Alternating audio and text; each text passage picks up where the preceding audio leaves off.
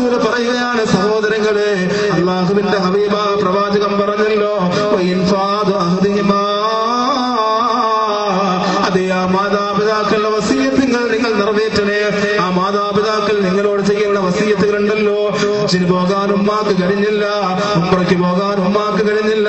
നിങ്ങൾ പ്രിയമുള്ള ചെറുപ്പക്കാരാ, ഏരിയയിലെ പുണ്യമായിരിക്കുന്ന മതപ്രഭാഷണത്തിന്റെ വേദിയിൽ വന്നിരിക്കുന്നവരെ, അല്ലാഹുവിന്റെ റസൂൽ പറയുന്നവരുടെ ഉത്തരവാദിത്തങ്ങൾ നിങ്ങൾ നിറവേറ്റണേ. ജീവിതകാലത്ത് ഉമ്മാക്ക് ആഗ്രഹമുണ്ടായിരുന്നല്ല, പടച്ചവനെ, അല്ലാഹുവേ, അല്ലാഹുവേ, അല്ലാഹുവേ, ഞങ്ങളുടെ പൊന്നുപോലെ ഞങ്ങളുടെ പ്രിയപ്പെട്ട മാതാപിതാക്കൾ, അല്ലാഹുവേ, ആ പ്രിയപ്പെട്ട മാതാപിതാക്കൾക്ക് വേണ്ടി ഒരുപാട് ഹജ്ജുകൾ ചെയ്യാൻ കലാവിട്ടാ നിങ്ങൾ എന്റെ പ്രിയമുള്ളവരെ പരിശ്രമിക്കണം. കാര്യമല്ല, വർഷങ്ങൾക്ക് മുമ്പാണല്ലോ ഒരു മനുഷ്യന്റെ മനസ്സിനകത്ത് ആഗ്രഹം ഉണ്ടായതല്ലോ, പടച്ചവനെ, എനിക്കൊന്ന് ഹജ്ജ് ചെയ്യണമല്ലോ, ഹജ്ജ് ചെയ്യണമല്ലോ. ആ മനുഷ്യന്റെ മനസ്സകത്ത് അലയടിച്ചിരുന്ന ഒരുപാട് ആഹ്ലാദങ്ങളുണ്ടല്ലോ. ആ മനുഷ്യൻ എല്ലാ ദിവസവും ദുആ ചെയ്യാറുണ്ട്. എന്റെ പ്രിയമുള്ള ചെറുപ്പക്കാരാ, 5 നേരവും ഞാൻ നിങ്ങളെ സുജൂദ് ചെയ്യുന്ന പുണ്യമായിരിക്കുന്ന കഅബാലയത്തിന്റെ നേരെയല്ലേ, അല്ലാഹുവിന്റെ പുണ്യമായിരിക്കുന്ന കഅബാലയത്തിന്റെ നേരെയല്ലേ, അവിടെ പുണ്യമായിരിക്കുന്ന കഅബാലയത്തിൽ നിന്ന് ഹജ്ജ് ചെയ്യാ എനിക്കും നിങ്ങൾക്കും വല്ലാത്ത കൊതിയാണ്, വല്ലാത്ത കൊതിയാണ്. അതുകൊണ്ടാണ് ആദരവായ പ്രവാചകൻ സല്ലല്ലാഹു അലൈഹി വസല്ലം തങ്ങൾ പറഞ്ഞത്, മൻസാറ ഖബരി വജബ ശഫാഅതുഹു. ഒരു മനുഷ്യനെങ്കാലം എന്റെ പരിശുദ്ധമായ റൗദാ ശരീഫ് സിയാറത്ത് ചെയ്തു കഴിഞ്ഞാൽ ആ മനുഷ്യന് ശഫാഅത്ത് നിർബന്ധമാണ്, ശഫാഅത്ത് നിർബന്ധമാണ്. അതേ പ്രവാചകന്റെ ശഫാഅത്ത് കിട്ടണോ, അല്ലാഹുവിന്റെ റസൂലിന്റെ ശഫാഅത്ത് കിട്ടണോ, എന്റെ പ്രിയമുള്ളവരെ, ഞാനും നിങ്ങളും ഹജ്ജിന് വേണ്ടി ഒരുങ്ങണമെന്ന കാര്യമല്ല.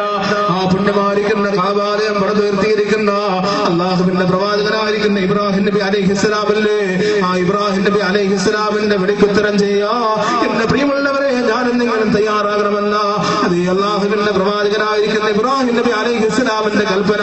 അത് ആ വിളി സ്വീകരിച്ചുകൊണ്ട് ആരെല്ലാം ഉംറയ്ക്ക് പോകുന്നുണ്ടോ, ആരെല്ലാം ഹജ്ജിന് പോകുന്നുണ്ടോ, അവര് ഹജ്ജ് അല്ലാഹു സ്വീകരിക്കുന്നതാ. അതുകൊണ്ടല്ലേ സഹോദരങ്ങളെ, കഅബാലയത്തിന്റെ തവാഫ് ഒരിക്കലും മുടങ്ങാറില്ല.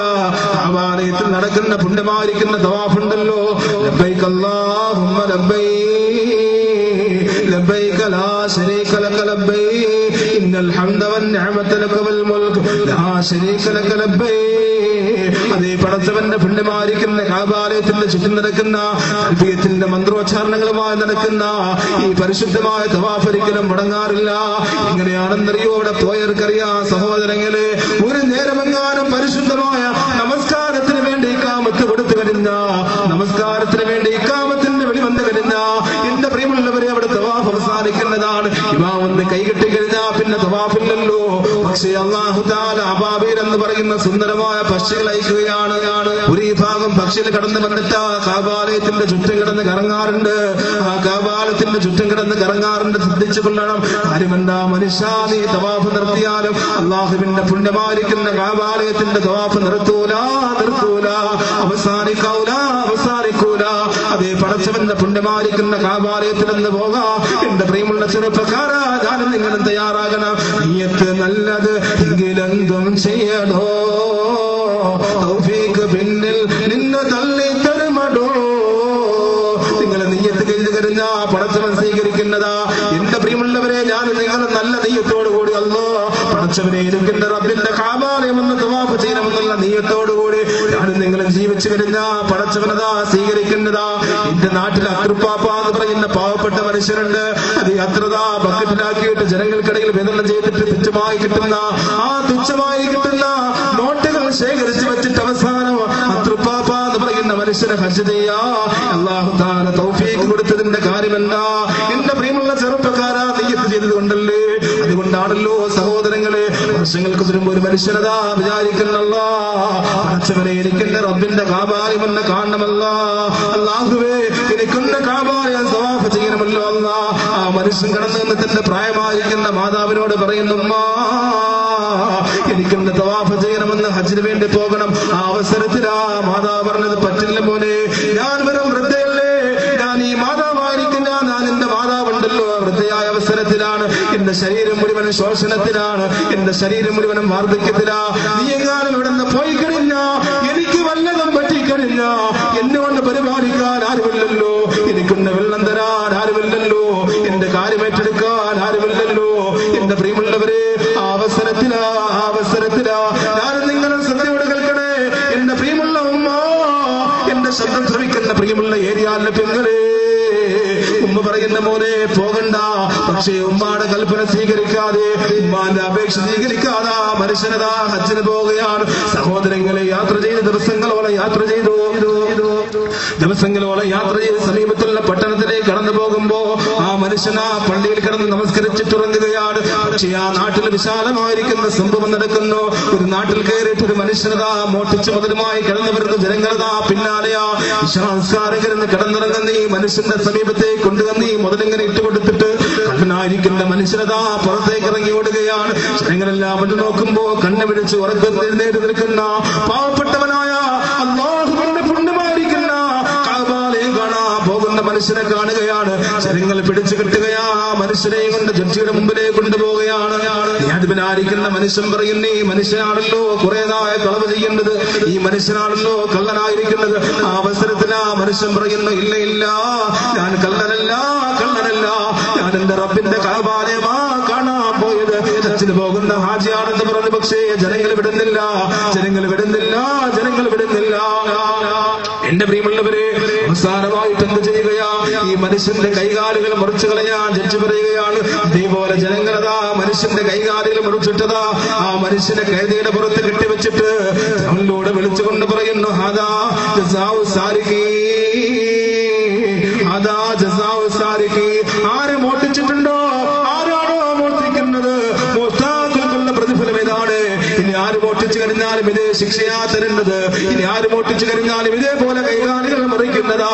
എന്റെ പ്രിയമുള്ളവരെ, ആ അവസരത്തിലാണ് സഹോദരങ്ങളെ അതേ കൈകാലുകൾ മുറിഞ്ഞിട്ട് അവശനായിട്ട് കഴുതപ്പുറത്തിരിക്കുന്ന മനുഷ്യൻ പറയുന്നു, അങ്ങനെ പറയല്ലേ. ഉമ്മാടെ അനുവാദമില്ലാതെ ഹജ്ജിന് പോയതിന്റെ ശിക്ഷയാണിത്.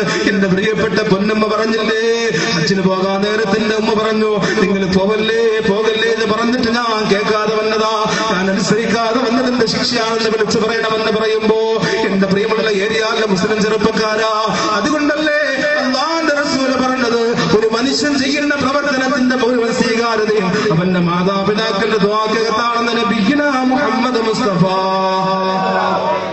തീരുന്നല്ല സഹോദരങ്ങളെ, അല്ലാഹുവിന്റെ റസൂലിന്റെ അവസാനത്തെ സന്ദേശം പറഞ്ഞുകൊണ്ട് ഞാൻ പിരിയുകയാണ്. അല്ലാഹുവിന്റെ റസൂലിന്റെ അവസാനത്തെ സന്ദേശമല്ല. എന്റെ പ്രിയമുള്ള ചെറുപ്പക്കാരാ, സഹാബാക്കൾ വന്ന് അല്ലാഹുവിന്റെ റസൂലിനോട് പറയുന്ന, യാ റസൂലല്ലാഹ്, നബിയേ, അല്ലാഹുവിന്റെ പ്രവാചകനെ, അല്ലാഹുവിന്റെ റസൂലെ, അല്ലാഹു സ്വീകരിക്കുന്ന ഏറ്റവും നല്ല കാര്യങ്ങൾ ഏതാ? അവസരത്തിൽ അല്ലാഹുവിന്റെ റസൂൽ എന്നെ പറഞ്ഞു കൊടുക്കുന്നു, അസ്സലാത്തു ലിഅവ്വലി വഖ്തിഹാ, ഒന്നാമതായി പടച്ചവൻ സ്വീകരിക്കുന്ന ഏറ്റവും നല്ല കാര്യം നമസ്കാരമാണ്. തീരുന്നില്ല സഹോദരങ്ങളെ, സഹാബാക്കളോട് അല്ലാഹുവിന്റെ റസൂല് രണ്ടാമതായി പറഞ്ഞ മാതാപിതാക്കൾ ഗുണം ചെയ്യല. മൂന്നാമതായിട്ട് അല്ലാഹുവിന്റെ റസൂല് പറയുക, അതേ കുടുംബബന്ധം ചേർക്കല. മൂന്ന് പ്രധാനപ്പെട്ട കാര്യങ്ങളാ. പടച്ചവൻ ഇഷ്ടപ്പെടുന്ന, അല്ലാഹുവിന്റെ സമ്പത്തിൽ ബറക്കത്ത് ചെയ്യുന്ന, അല്ലാഹുവിന്റെ ആയുസ്സിൽ ബറക്കത്ത് ചെയ്യുന്ന മൂന്ന് കാര്യങ്ങൾ. ഒന്ന്, മാതാപിതാക്കളെ സ്നേഹിക്കല. രണ്ടിന്റെ പ്രിയമുള്ളവരെ, കൃത്യമായിട്ടുള്ള നമസ്കാരമാ. എത്രയോ ചെറുപ്പക്കാരായിട്ട് നിസ്കരിക്കാതെ കടങ്ങി നടക്കുന്നത് പാടില്ല മക്കളെ. ടൂർ പോകുമ്പോ നിസ്കാരം കളയില്ലേ, സിയാറത്തിന് പോകുമ്പോ അൽഹംദുലില്ലാഹ് നല്ലതാണ്. പക്ഷേ സിയാറത്തിന് പോയി എന്ന് പറഞ്ഞ് നിസ്കാരം ഉപേക്ഷിക്കല്ലേ. എത്രയോ സഹോദരങ്ങളാണ് സിയാറത്തിന് വേണ്ടിയിട്ട് ദിവസങ്ങളോളം യാത്ര ചെയ്ത് പോകുമ്പോ നിസ്കാരം മുടക്കാനൊരു മനുഷ്യനും അല്ലാഹു അനുവാദം കൊടുത്തിട്ടില്ല. ഒരു മനുഷ്യനും അല്ലാഹു അനുവാദം കൊടുത്തിട്ടില്ല. ഒരു നിസ്കാരം പോലും ഉപേക്ഷിക്കാൻ പാടില്ല സഹോദരങ്ങളെ. കാര്യമല്ല, ഹബീബായ പ്രവാചകനല്ലേ പറഞ്ഞത്. ആ ഹബീബായ പ്രവാചകനതാ വഫാത്തിന്റെ അവസരത്തില് അല്ലാഹുവിന്റെ റസൂലിന്റെ വീട്ടിന്റെ അകത്തളത്തിൽ കിടക്കുമ്പോ പ്രവാചകന്റെ അവശനായി കിടക്കുന്ന അവസരത്തിൽ വാതിൽ വന്ന് അസ്റായീൽ അലൈഹിസ്സലാം മുട്ടുകയാണ്. അസ്റായീൽ അലൈഹിസ്സലാം മുട്ടുമ്പോ എന്റെ പ്രിയമുള്ളവരെ, എന്റെ പ്രിയമുള്ള സഹോദരങ്ങളെ, സഹോദരിമാരെ, അസ്റായീൽ അലൈഹിസ്സലാമാണ് മുട്ടുന്നതെന്ന് മനസ്സിലാക്കാതെ അല്ലാഹുവിന്റെ റസൂൽ ചോദിക്കുകയാണ്, ആരാണ് എന്റെ വീട്ടിന്റെ വാതിൽ മുട്ടുന്നത്? ആ അവസരത്തിലാണ് അസ്റായീൽ അലൈഹിസ്സലാം പറഞ്ഞത്, യാ റസൂലല്ലാഹ്, നബിയേ, ഞാൻ അസ്റായീലാണ്, നബിയേ, ഞാൻ അസ്റായീലാ. ആ അവസരത്തിലതാ സഹോദരങ്ങളെ, അസ്റായീൽ അലൈഹിസ്സലാമിനോട് അല്ലാഹുവിന്റെ റസൂൽ ചോദിക്കുന്നു, അങ്കുന്ത ഖാബിലാ, നിങ്ങൾ എന്തിനാണ് വന്നത് അസ്റായീലേ? എന്നെ കാണാനാണോ വന്നത്? എന്റെ ആത്മാവിനെ പിടിക്കാനാണോ വന്നത്? എന്നെ കാണാനാണോ വന്നത്?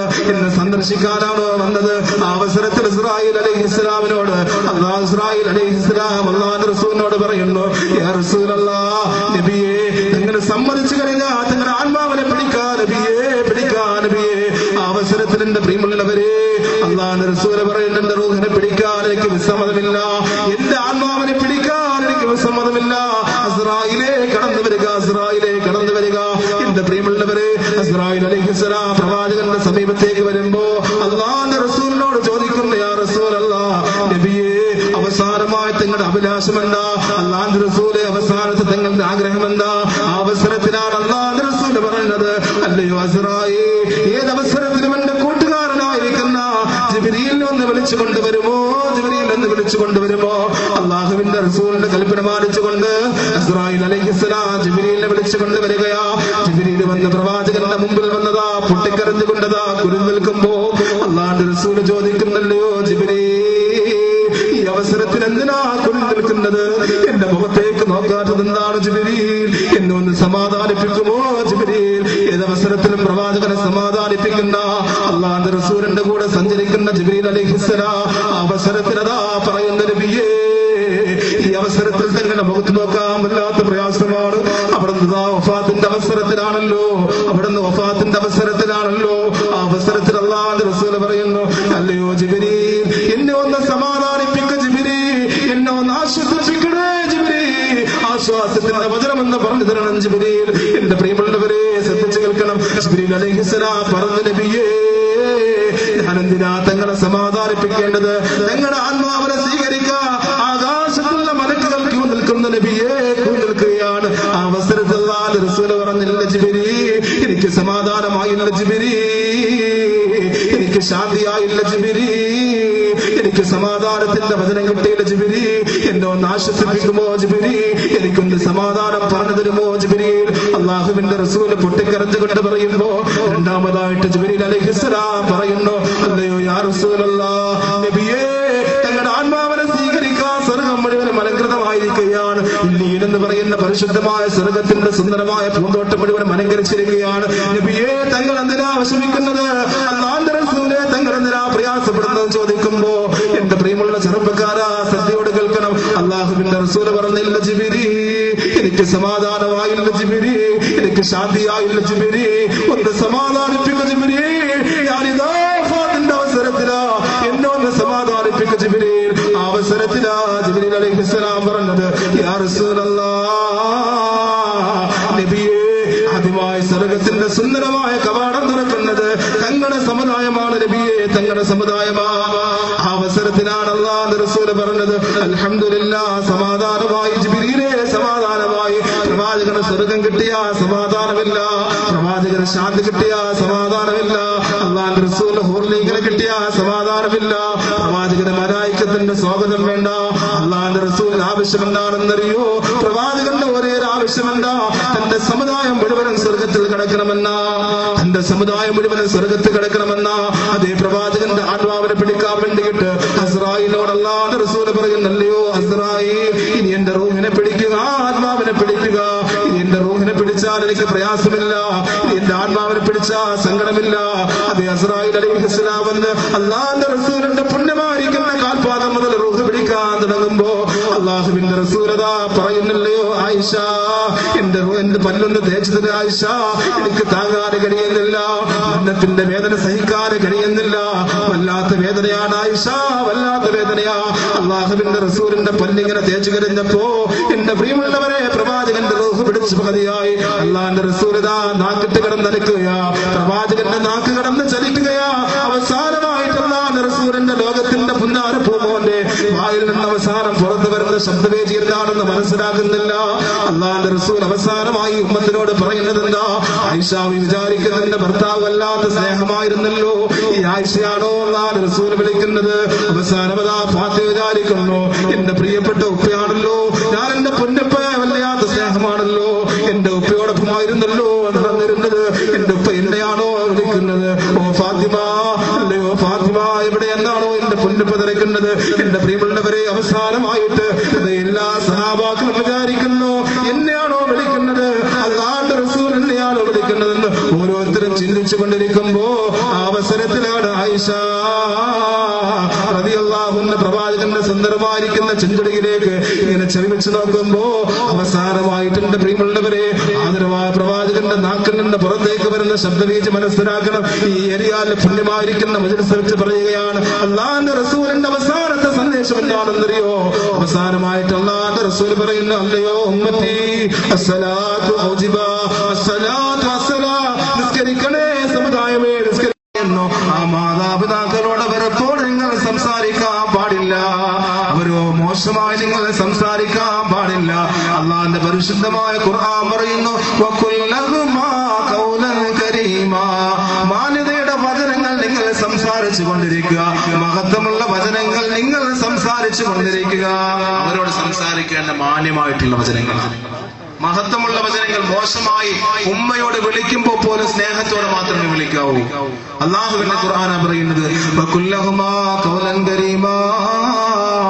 അതേ മാതാപിതാക്കൾ അഭിസംബോധന ചെയ്യേണ്ട സ്നേഹത്തിന്റെ വചനങ്ങൾ കൊണ്ടോ, അവരോട് സ്നേഹത്തിന്റെ ഭാഷ കൊണ്ട് മാത്രമേ സംസാരിക്കാൻ പാടുള്ളൂ. വീണ്ടും അല്ലാഹുവിന്റെ പരിശുദ്ധമായ ഖുർആൻ പറയുന്നു, അല്ലാഹുവിന്റെ സുന്ദരമായ ഖുർആൻ പറയുന്നു, വഖുൽ റബ്ബിർഹംഹുമാ കമാ റബ്ബയാനി സഗീറാ, വഖുൽ റബ്ബിർഹംഹുമാ കമാ റബ്ബയാനി സഗീറാ.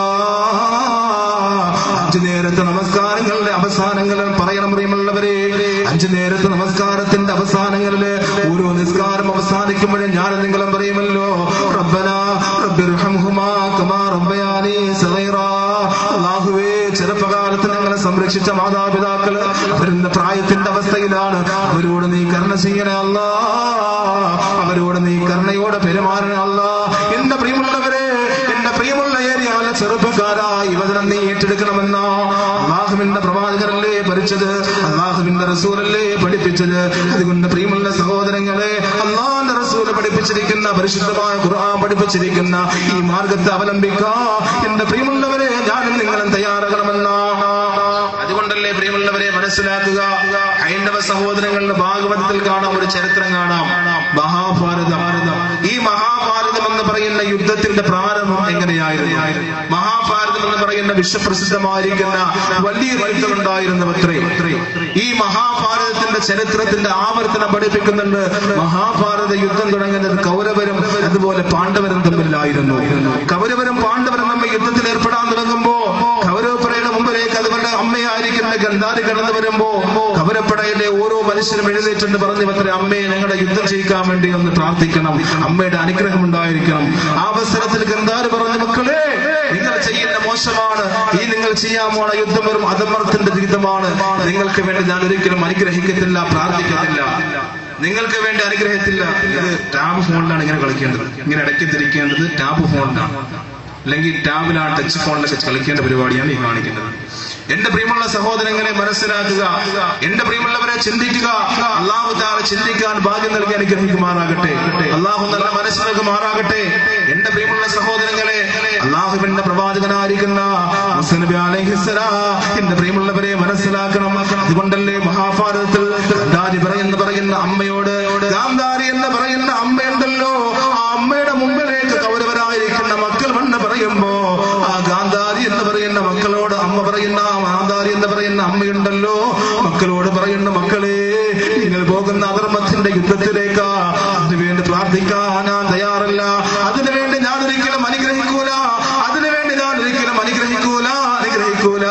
എന്റെ പ്രിയമുള്ളവരെ, രണ്ടാമതായിട്ട് പഞ്ചപാണ്ഡവരുണ്ടല്ലോ, യുധിഷ്ഠിരനടങ്ങുന്ന, ഭീഷ്മരടങ്ങുന്ന, യുധിഷ്ഠിരനടങ്ങുന്ന, ഭീമസേനടങ്ങുന്ന, നഗലടങ്ങുന്ന, സഹദേവനടങ്ങുന്ന, അതുപോലെ തന്നെ എന്റെ പ്രിയമുള്ളവരെ, ഈ 5 പഞ്ചപാണ്ഡവരും അതാ തന്റെ അമ്മയായിരിക്കുന്ന കുന്തിദേവിയുടെ മുമ്പിൽ പോയി സമർപ്പിക്കുമ്പോ, അവരെ പാതൽ കിടന്ന് ചുംബിക്കുമ്പോൾ അമ്മയോട് പറയുന്ന, അമ്മേ, ഞങ്ങളുടെ യുദ്ധം ചെയ്യിക്കാന്ന് പ്രാർത്ഥിക്കണമെന്ന് പറയുമ്പോ കുന്തി എന്ന് പറയുന്ന അമ്മ പറഞ്ഞതെന്താ? എന്റെ ശബ്ദം ശ്രമിക്കുന്നവരെ, എന്റെ ശബ്ദം ശ്രമിക്കുന്ന മഹാഭാരതം പഠിച്ചിരിക്കുന്ന ഹൈന്ദവ സഹോദരങ്ങളെ പഠിച്ചുകൊള്ളുക, നിങ്ങൾ എന്റെ ശബ്ദം ശ്രമിക്കുന്നെങ്കിൽ കേട്ടുകൊള്ളുക. അതേ അമ്മയുടെ പ്രാർത്ഥന കിട്ടിയപ്പോ 5 പഞ്ചപാണ്ഡവർ വിജയിച്ചു വന്ന ചരിത്രം പഠിപ്പിക്കുന്നത് അതേ അമ്മയുടെ പ്രാർത്ഥനയുണ്ടെങ്കിൽ, അമ്മയുടെ അനുവാദം ഉണ്ടെങ്കിലെല്ലാം വിജയത്തിലാ, ഉമ്മയുടെ അനുവാദം ഉണ്ടെങ്കിലെല്ലാം വിജയത്തിലാണെന്ന് ആദരവായ പ്രവാചകൻ നബി മുഹമ്മദ് മുസ്തഫ സല്ലല്ലാഹു അലൈഹി വസല്ലം തങ്ങൾ പറയാ, ഇത് ഇസ്ലാമല്ല, എന്റെ ഈ വാദ് കേൾക്കുന്ന ഹൈന്ദവ സഹോദരങ്ങൾക്കും പ്രയോജനപ്പെടും. എല്ലാ മതങ്ങളും പഠിപ്പിക്കുന്ന അമ്മയെ ബഹുമാനിക്കാനാ, എല്ലാ മതങ്ങളും പഠിപ്പിക്കുന്ന അമ്മയോട് മഹത്വം കാണിക്കാനാ, അമ്മയെ താലോലിക്കാനാ, പരിപാലിക്കാനാ, ഉമ്മയും ആപ്പയും ഉമ്മ മാത്രമല്ല വാപ്പയും പരിപാലിക്കാനാ. അല്ലാഹു തആല സ്വീകരിക്കുമാറാകട്ടെ, അല്ലാഹു സ്വീകരിക്കുമാറാകട്ടെ. അതുകൊണ്ട് പ്രിയമുള്ള സഹോദരങ്ങളെ ശ്രദ്ധയോട് കേൾക്കണം. അതുകൊണ്ടല്ലേ ആദരവായ പ്രവാചകന്റെ മുമ്പിലേക്ക് സഹാബാക്കൾ വന്ന് പറയുന്നേ, യാ റസൂലല്ലാഹ്, നബിയെ തങ്ങൾ മാതാപിതാക്കളുടെ മഹത്വങ്ങൾ ഒരുപാട് പറഞ്ഞല്ലോ, മാതാപിതാക്കളുടെ മഹത്വങ്ങൾ തങ്ങൾ ഒരുപാട് പഠിപ്പിച്ചല്ലോ. അല്ലാഹുവിന്റെ റസൂലേ, നിങ്ങളെ ഹൃദയമടിക്കുകയാണ്, കാര്യമെന്താ? നിങ്ങളുടെ പ്രിയപ്പെട്ട മാതാപിതാക്കൾ മരിച്ചുപോയി നബിയേ, ഇനി അവർക്ക് വേണ്ടി ഒന്നും ചെയ്യാൻ കഴിയില്ലല്ലോ, അവർക്ക് വേണ്ടി ഒരു പ്രവർത്തനവും ചെയ്യാൻ നിങ്ങളെ കൊണ്ട് കഴിയില്ലല്ലോ, അവർക്ക് വേണ്ടി നന്മ ചെയ്യാൻ കഴിയില്ലല്ലോ, അവർക്ക് വേണ്ടി പ്രാർത്ഥിക്കാനല്ലാതെ മറ്റൊന്നും കഴിയില്ലല്ലോ. അല്ലാഹുവിന്റെ റസൂലേ, അല്ലാഹുവിന്റെ റസൂലേ, ഒരു മനുഷ്യന്റെ മാതാപിതാക്കൾ മരിച്ചു കഴിഞ്ഞാൽ അല്ലാഹുവിന്റെ റസൂലേ, ഒരു മനുഷ്യന്റെ മാതാപിതാക്കൾ മരിച്ചു കഴിഞ്ഞാൽ വല്ല കടപ്പാടുമുണ്ടോ? ഈ അവസരത്തിലാണ് അല്ലാഹുവിന്റെ റസൂൽ പറഞ്ഞത്, അത് ഒരു മനുഷ്യന്റെ മാതാപിതാക്കൾ മരിച്ചു കഴിഞ്ഞാൽ കടമകൾ തീരൂല, കടപ്പാട് തീരൂല, കടമകൾ തീരൂല. 3 കടപ്പാട് ബാക്കിയാണ്. പ്രവാചകർ ഒന്നാമതായിട്ട് അല്ലാഹുവിന്റെ റസൂൽ പറഞ്ഞു കൊടുക്കുകയാണ്, അസ്സലാത്തു അലൈഹിമാ. ഒന്നാമതായിട്ട് അല്ലാഹുവിന്റെ റസൂൽ പറയുന്ന മാതാപിതാക്കൾക്ക് വേണ്ടിയുള്ള ജനാസ നമസ്കാരമാ.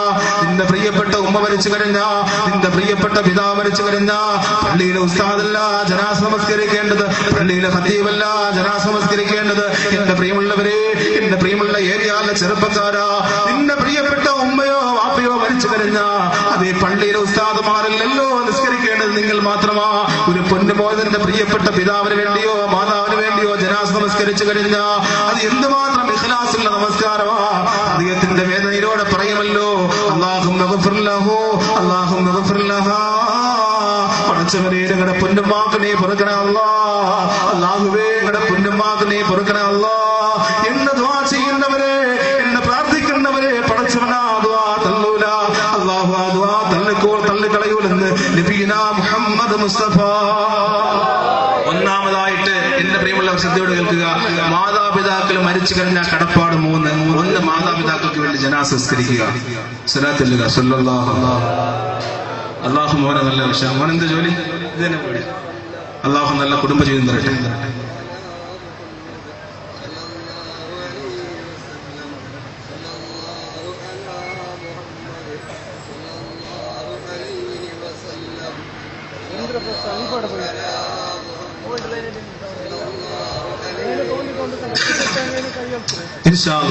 അത് പറയുന്നതിന് മുമ്പായിട്ട് നമ്മളിപ്പോ 9:30 2 മണിക്കൂറത്തെ പ്രഭാഷണമാണ്, 8 മണിക്ക് തുടങ്ങിയതാ. ഇനി ഇൻഷാ അല്ലാഹ് ഒരു 3/4 മണിക്കൂർ കൂടി കാണും. ഇൻഷാ അല്ലാഹ് എല്ലാവരും ഇരിക്കൂലേ? സഹകരിക്കോ? ഇൻഷാ അല്ലാഹ് കുറച്ച് പറയും. മാഷാ അല്ലാഹ്, അല്ലാഹു സ്വീകരിക്കട്ടെ. അപ്പോ മാതാപിതാക്കൾക്ക് വേണ്ടി ജനാസ നമസ്കരിക്കേണ്ടത്, മാതാപിതാക്കൾക്ക് വേണ്ടി ജനാസ നമസ്കരിക്കേണ്ട പള്ളിയിലെ ഉസ്താദല്ല. അല്ലാഹുവിന്റെ റസൂൽ പറയുന്നതാ, വസ്സലാത്തു അലൈഹിമാ. ആ പ്രിയപ്പെട്ട മാതാവിന് വേണ്ടി ജനാസ നമസ്കരിക്കേണ്ടതാരാ? പ്രിയപ്പെട്ട പിതാവിന് വേണ്ടി ജനാസ നമസ്കരിക്കേണ്ട പൊന്നുമോനാ. ആ മനുഷ്യന്റെ പൊന്നുമോനാണ്, കാര്യമല്ല. എന്റെ പ്രിയമുള്ളവരെ, വേദനയോട് പറയുമല്ലോ, പടച്ചവനെ എന്റെ പൊന്നുമാക്ക് നീ പൊറുക്കണേ അല്ലാ, എന്റെ പ്രിയപ്പെട്ട പിതാവിന് പൊറുക്കണമല്ല എന്ന് പറയാ. എന്റെ പ്രിയമുള്ളവരെ, ഇത്രയും ആത്മാർത്ഥതയോടെ പറയാ, സ്വന്തം മോനല്ലാതെ പറയാൻ കഴിയില്ല, സ്വന്തം പിതാവിനല്ലാതെ പറയാൻ കഴിയില്ല. അതുകൊണ്ടല്ലേ സഹോദരങ്ങളെ, ശ്രദ്ധയോട് കേൾക്കണം. അല്ലാഹുവിന്റെ റസൂലതാ പഠിപ്പിക്കുന്നു 3 കാര്യങ്ങൾ. എന്റെ പ്രിയമുള്ളവരെ, മക്കളെ നന്നായി ഖുർആൻ പഠിപ്പിക്കണം, മദ്രസയിൽ പഠിപ്പിക്കണം. ഖുർആനിന്റെ സുന്ദരമായിരിക്കുന്ന ശബ്ദവീചികളെ എന്റെ പൊന്നുമോന്റെ കാതിനെ പഠിപ്പിച്ചു കൊടുക്കണമെന്ന കാര്യമെന്നാണെന്നറിയോ? അല്ലാഹുവിന്റെ റസൂല് പഠിപ്പിക്കുകയാണ്. പ്രവാചകൻ നബി മുഹമ്മദ് മുസ്തഫ സല്ലല്ലാഹു അലൈഹി വസല്ലമ തങ്ങൾ പറയാ, ഒരു മനുഷ്യൻ മരിച്ചു കഴിഞ്ഞാ അവന്റെ സമ്പത്ത് നശിച്ചു പോകുന്നതാ, അവന്റെ സമ്പാദ്യങ്ങൾ പ്രതാപങ്ങളെല്ലാം നശിച്ചു പോകുന്നതാ. ഒരു മനുഷ്യൻ മരിച്ചു കഴിഞ്ഞാ സകലം നശിച്ചു പോകുമില്ല. 3 കാര്യങ്ങൾ എല്ലാം അവന്റെ അകന്നു പോകുന്നതാ. 3 കാര്യങ്ങൾ പൊന്നുപോലെ നശിക്കൂല, 3 കാര്യങ്ങൾ നിന്നെ വിട്ട് പിരിയൂല എന്ന് നബിയുനാ മുഹമ്മദ് മുസ്തഫ. ഒന്നാമതായിട്ട് അല്ലാഹുവിന്റെ റസൂൽ പറയുന്നു, വലദുൽ സ്വാലിഹ. അത് ഈ മനുഷ്യന് വേണ്ടി ദുആ ചെയ്യുന്ന പൊന്നുമക്കളുണ്ടല്ലോ, ഈ മനുഷ്യന് വേണ്ടി പ്രാർത്ഥിക്കുന്ന പൊന്നുമക്കളുണ്ടല്ലോ, ഈ മനുഷ്യൻ മരിച്ചു കഴിഞ്ഞാലും ആ മനുഷ്യന് വേണ്ടി ദുആ ചെയ്യുന്ന, ആ മനുഷ്യന് വേണ്ടി ശ്രദ്ധയോട് പ്രാർത്ഥിക്കുന്ന പൊന്നുമക്കളുണ്ടല്ലോ, ആ പൊന്നുമോന്റെ ദുആ അല്ലാഹു സ്വീകരിക്കുന്നതാ. അല്ലാഹുവിന്റെ പ്രവാചകൻ പഠിപ്പിച്ചതല്ലേ എന്റെ പ്രിയമുള്ളവരെ, ഏറിയാൽ എന്റെ പ്രിയമുള്ള ചെറുപ്പക്കാരാ, ആ ദുആ നിനക്ക് കിട്ടണോ? നിന്റെ പ്രിയപ്പെട്ട പൊന്നുപോലെ നീ ഖുർആൻ പഠിപ്പിക്കണമെന്ന പ്രവാചകനല്ലേ പഠിപ്പിച്ചത്? അല്ലമൽ ഖുർആന വഅല്ലമാ. അല്ലാഹുവിന്റെ റസൂൽ പറയാ, നിങ്ങളിൽ ഏറ്റവും നല്ല ഉത്തമനായ സമുദായം ഏതാണെന്നറിയോ? അത് എഞ്ചിനീയർ പഠിക്കുന്നവരല്ല, എഞ്ചിനീയറിനെ കൊണ്ട് പഠിപ്പിക്കുന്നവരല്ല, ഡോക്ടറിനായിട്ട് പഠിക്കുന്നവരല്ല, ഉന്നതമായിരിക്കുന്ന എംടെക് എടുക്കുന്നവരല്ല, ബിടെക് എടുക്കുന്നവരല്ല. അല്ലാഹുവിന്റെ റസൂൽ പറയുന്ന ഈ സമുദായത്തിൽ ഏറ്റവും ഉന്നതമായിരിക്കുന്ന നല്ല മനുഷ്യന്മാർ ആരാണെന്നറിയോ? ഖുർആൻ ആരാണോ പഠിക്കുന്നത്, ഖുർആൻ ആരാണോ പഠിപ്പിക്കുന്നവരാണ്. അതുകൊണ്ട് പ്രിയമുള്ളവരെ, ഖുർആനെ കുറിച്ച് പഠിക്കണമെന്ന, ഖുർആനെ കുറിച്ച് പഠിപ്പിക്കണമെന്ന, അതേ ഖുർആൻ പഠിച്ചു കഴിഞ്ഞാ മരിച്ചു കഴിഞ്ഞാൽ നിന്റെ പൊന്നുമോനുണ്ടല്ലോ, അന്ന് മുതൽ നീ ഏതവസരം വരെ ആ മനുഷ്യന്റെ ജീവിതാവസാനം വരെ നിനക്ക് വേണ്ടി ദുആ ചെയ്ത് കഴിഞ്ഞ ദുആ നിന്റെ ഖബറിൽ കിട്ടുമെന്ന് ആദരവായ പ്രവാചകൻ നബി മുഹമ്മദ് മുസ്തഫ സല്ലല്ലാഹു അലൈഹി വസല്ലമ തങ്ങൾ പറയാ, നിന്റെ ജീവിതത്തിന്റെ അവസാനം വരെ ആ ദുആ കിട്ടുന്നതാ. ഒരിക്കലും അറിയൂല, ഒരിക്കലും മണഞ്ഞു പോകൂല പൊന്നുമോനെ. നീ നിന്റെ പൊന്നുമോനെ ഹാഫിളാക്കിക്കോ. ഇവിടെ ഹാഫിളായ പൊന്നുമോൻ ഇരിക്കുന്നില്ലേ? ആ പൊന്നുമോന്റെ മാതാപിതാക്കൾ എന്തുമാത്രം പടച്ചവനെ ഭാഗ്യമുള്ളതാ, എന്തുമാത്രം ഭാഗ്യമുള്ളവരാണ് സഹോദരങ്ങളെ. മരിച്ചു കഴിഞ്ഞാൽ എന്റെ പ്രിയപ്പെട്ട ഉമ്മാക്ക് വേണ്ടി ഖത്മുകൾ ചെയ്യാൻ ആ പൊന്നുമോൻ തയ്യാറാകൂലേ? അതുകൊണ്ട് ഇന്ന് മുതൽ എന്താ നിയ്യത്ത് ചെയ്യണമല്ലോ, എന്റെ പൊന്നുമോളെയോ പൊന്നുമോളെയോ ഞാൻ ഹാഫിളാക്കുമല്ലോ, എന്റെ പൊന്നുമോനെയോ പൊന്നുമോളെയോ ഞാൻ ഹാഫിളാക്കുമല്ലോ എന്നുള്ള ഉറച്ച നിയ്യത്തോടുകൂടി എന്റെ പ്രിയമുള്ള ചെറുപ്പക്കാരാ, ഞാനും നിങ്ങളും വിട പറഞ്ഞു കഴിഞ്ഞ അല്ലാഹുവിന്റെ ഹബീബ പ്രവാചകൻ പറയാ, മരിച്ചു കഴിഞ്ഞാൽ നിന്റെ കൂടെ കടന്നു വരുന്ന ഒന്നാമത്തെ കാര്യമല്ല, കുറ്റിരുട്ടുള്ള കബറിനകത്തേക്ക് കടന്നു പോകുമ്പോ, കുറ്റിരുട്ടുള്ള കബറിന്റെ അഗാധമായിരിക്കുന്ന അന്ധകാരത്തിൽ നീ ഒറ്റയ്ക്ക് കിടക്കുമ്പോ നിനക്ക് നിന്റെ പൊന്നുപോലെ ദുആ കിട്ടുമെന്ന് നബിയുനാ മുഹമ്മദ് മുസ്തഫ സല്ലല്ലാഹു അലൈഹി വസല്ലം. നീ കബറിൽ കിടക്കുമ്പോ നിനക്ക് വേണ്ടി ദുആ ചെയ്യാ നിന്റെ പൊന്നുമോനുണ്ടെങ്കിൽ പേടിക്കണ്ടടാ, പേടിക്കണ്ടടാ. പിന്നെ എന്തിനാ സഹോദരങ്ങളെ പേടിക്കേണ്ടത്? മരിച്ചു കിടക്കുമ്പോ ആരും കാണൂല, സമ്പത്ത് കാണൂല, ഒന്നും കാണൂല. ആ സമയത്ത് നിന്റെ കബറിൽ പ്രകാശം കടന്നു വരുമത്രേ, ഒരു ട്യൂബിന്റെ പോലത്തെ പ്രകാശം കടന്നു വരുമത്രേ.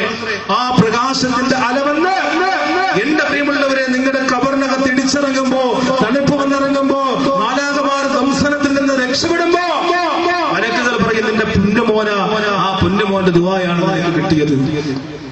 അല്ലാഹു സ്വീകരിക്കുമാറാകട്ടെ. അതുകൊണ്ട് മക്കളെ ഹാഫിളാക്കണം, അല്ലാഹു സ്വീകരിക്കുമാറാകട്ടെ. എന്റെ പ്രിയമുള്ളവരെ, രണ്ടാമതായിട്ടുള്ള റസൂൽ പറയുന്ന സദഖത്തുൻ ജാരിയ, അതേ നീ ചെയ്യുന്ന സൽക്കർമ്മങ്ങളുണ്ടല്ലോ, നീ ചെയ്യുന്ന സൽക്കർമ്മങ്ങളുണ്ടല്ലോ, പടച്ചവന്റെ മാർഗത്തിൽ കൊടുക്കുന്നത്, അത് ഈ ഏരിയയിൽ സുന്ദരമായിരിക്കുന്ന മതപ്രഭാഷണത്തിന് വേണ്ടി കൊടുക്കുന്നതാകട്ടെ, ഏത് മതപ്രഭാഷണത്തിന്റെ വേദിയിൽ കൊടുക്കുന്നതാകട്ടെ, പാവങ്ങൾക്ക് കൊടുക്കുന്നതായിട്ട്, അനാഥകൾക്ക് കൊടുക്കുന്നതായിട്ട്, അത് യതീമായ മക്കൾക്ക് വേണ്ടി കെട്ടിക്കാൻ വേണ്ടി കൊടുക്കുന്നതായിട്ട്, ആരും അറിയാതെ നീ പ്രശസ്തിക്കല്ലാതെ കൊടുത്തു കഴിഞ്ഞാ അല്ലാഹുവിന്റെ റസൂൽ പറയാ, നീ മരിച്ചു കഴിഞ്ഞാ നിന്റെ കൂടെ സഞ്ചരിക്കാം. പൊന്നുമോനെ, ആ സുന്ദരമായിരിക്കുന്ന ജാരിയായ സദഖ ഉണ്ടാകുമെന്ന് നബിയുനാ മുഹമ്മദ് മുസ്തഫ. അതേ മരിച്ചു കഴിഞ്ഞാൽ എന്റെ പ്രിയമുള്ളവരെ സദഖകൾ കൊണ്ടുപോകണ്ടേ? മരിച്ചു കഴിഞ്ഞാൽ പടച്ചവരെ, ഞാൻ ഒറ്റക്കാണല്ലോ, ഞാൻ ഉണ്ടാക്കിയിട്ടിരിക്കുന്ന സമ്പത്തെല്ലാം നശിച്ചു കഴിഞ്ഞാലുമല്ലോ, എല്ലാവരും വീണ്ടെടുത്ത് കഴിഞ്ഞാലുമല്ല, ഈ അവസരത്തിൽ കൊടുക്കുന്ന സമ്പത്ത് നിന്റെ കൂടെ കടന്നു വരുമെന്ന് ആദരവായ പ്രവാചകൻ നബി മുഹമ്മദ് മുസ്തഫ സല്ലല്ലാഹു അലൈഹി വസല്ലം തങ്ങൾ പറയാ, നിന്റെ കൂടെ നീ സമ്പാദിച്ച സമ്പാദ്യം വരും, നിന്റെ സ്വതകൾ വരും, കൊണ്ടുപോകണ്ടേ? ഇൻഷാ അല്ലാഹ്, ഇൻഷാ അല്ലാഹ് പറയും, ഇൻഷാ അല്ലാഹ്. അതുകൊണ്ട് ഈ സദസ്സിൽ നിന്ന് ഇൻഷാ അല്ലാഹ് ഇതിന്റെ നടത്തിപ്പിന് വേണ്ടി ഈ സഹോദരൻ ഒരു ചെറിയ ഹദിയ ചോദിച്ചാൽ എന്റെ പ്രിയമുള്ളവരെ തരുമോ? അല്ലാഹു ആ ജാരിയ സദഖ നിങ്ങളുടെ ഖബറിൽ എത്തിക്കും, അല്ലാഹു എത്തിച്ചേരുമാറാകട്ടെ. ഒരു വിശാലമായി തര ചോദിക്കാനൊന്നും അർഹതയുള്ള വിനീതനല്ല. എന്റെ പ്രിയമുള്ളവരെ, ഒന്ന് ചോദിച്ചു കഴിഞ്ഞാൽ എന്റെ പ്രിയമുള്ള സഹോദരിമാരെ, നിങ്ങളുടെ കയ്യിൽ കിടക്കുന്ന സ്വർണം, ആ ചെറിയ നിങ്ങൾ നാളെ പരലോകത്ത് ആഹ്റത്തേക്ക് വേണ്ടി ഖബറിലേക്ക് വേണ്ടി മാറ്റിവെക്കാൻ തയ്യാറാണെങ്കിൽ ഒരു ചെറുപ്പക്കാരൻ അങ്ങോട്ട് പോയി കഴിഞ്ഞാൽ ഇൻഷാ അല്ലാഹ് ആ സഹോദരിമാര് അവരെ കയ്യിൽ ഒരു കമ്മലിന്റെ ആണിയാണെങ്കിൽ കൊടുത്തു വിട്ടാൽ ഇൻഷാ അല്ലാഹ് ഇവരെ ദുആ ചെയ്യും, അല്ലാഹു സ്വീകരിക്കുമാറാകട്ടെ. ഇവിടെയുള്ള സദസ്സിലുള്ള ചെറുപ്പക്കാരൻ തയ്യാറാകുമോ? എന്റെ പ്രിയപ്പെട്ട മരിച്ചു കഴിഞ്ഞാൽ എനിക്ക് വേണ്ടിയിട്ട് എന്റെ ഖബറിൽ വെളിച്ചമായിട്ട് വരാൻ ഒരു സദഖ ഉണ്ടാകുമെങ്കിൽ ഇൻഷാ അല്ലാഹ് ഒരു സദഖ ഞാൻ പറഞ്ഞാൽ നിങ്ങൾ തരുമോ? ചോദിക്കട്ടെ. ഫോൺ വിളിച്ചുകൊണ്ട് എഴുന്നേറ്റ് പോകണം. ഇരിക്കും സഹോദരൻ, എന്റെ പ്രിയപ്പെട്ട ഇൻഷാ അല്ലാഹ് തരാൻ കഴിയില്ലെങ്കിൽ വേണ്ട. ഇൻഷാ അല്ലാഹ് ഒരു സഹോദരൻ ആ മരിച്ചുപോയ നമുക്ക് വേണ്ടി തരാൻ കഴിയുമോ? ഇൻഷാ അല്ലാഹ് ഒരു സഹോദരൻ എഴുന്നേറ്റ് പറയുന്നു, അല്ലാഹു സ്വീകരിക്കുമാറാകട്ടെ. പറ്റുമോ? ഞാൻ ചോദിക്കട്ടെ, ഒരു തുക ചോദിക്കട്ടെ. 6666 രൂപ സദസ്സിൽ തരാൻ അല്ലാഹു സ്വീകരിക്കട്ടെ. ഒരു സഹോദരൻ തയ്യാറാക്കി, അല്ലാഹു സ്വീകരിക്കട്ടെ. ഇൻഷാ അല്ലാഹ് നമുക്ക് നാളെ മരിച്ചതിന് ശേഷം കൊണ്ടുപോകാൻ കഴിയാൻ പറ്റുമോ? ഈ സദസ്സിലേക്ക് ഈ പുണ്യമായിരിക്കുന്ന മജ്‌ലിസിൽ വെച്ച് അല്ലാഹുവേ, നാളെ ഖബറിൽ കിടന്ന് ഞാൻ വിഷമിക്കുമ്പോ പ്രയാസപ്പെടുമ്പോ അല്ലാഹുവേ പടച്ചവനെ ആ സദഖ കിട്ടണമെന്ന ചിന്തയോടെ കൂടി ഒരു സഹോദരൻ പറ്റുമോ? ഒന്ന് പറയും. ഇൻഷാ അല്ലാഹ് വെറും തുച്ഛമായ തുകയല്ലേ, മാരകമായിരിക്കുന്ന ശിക്ഷകൾ അദാബുകൾ മാറി കിട്ടാൻ വേണ്ടി. ഇൻഷാ അല്ലാഹ് ഒരു സഹോദരൻ അല്ലാഹു സ്വീകരിക്കട്ടെ. ഒരാൾ പറയും ഇൻഷാ അല്ലാഹ്. പറ്റൂല, കൂടിപ്പോയോ? ഏരിയകൾ ഇതൊക്കെ വലിയ കൂടുതലാണോ?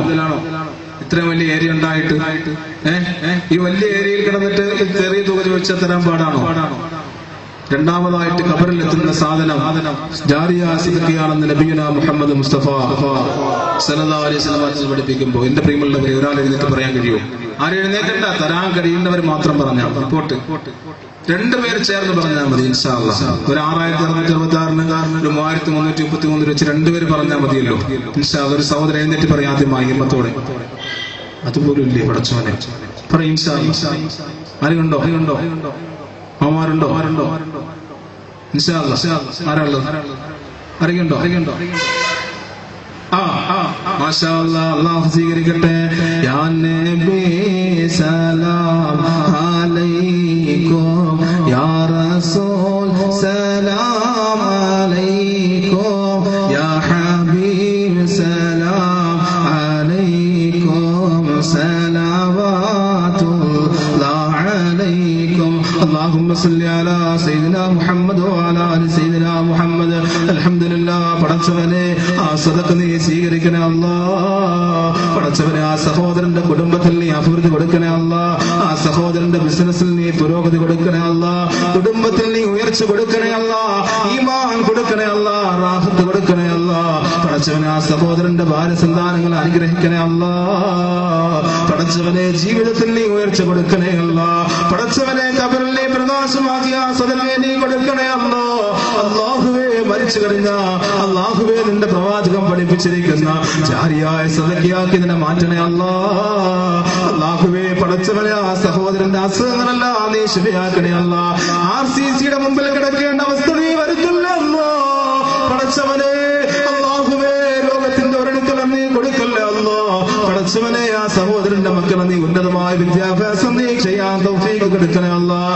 അല്ലാഹുവേ, പടച്ചവനെ ഹാഫിളീകരമായ മക്കളെ കൊടുക്കണേ അല്ലാഹ്. ജീവിതത്തിൽ നീ ഉയർച്ച കൊടുക്കണേ അല്ലാഹ്. അപകടങ്ങൾ പെടുത്തി നീ മരിപ്പിക്കല്ലേ അല്ലാഹ്. പടച്ചവനെ ആ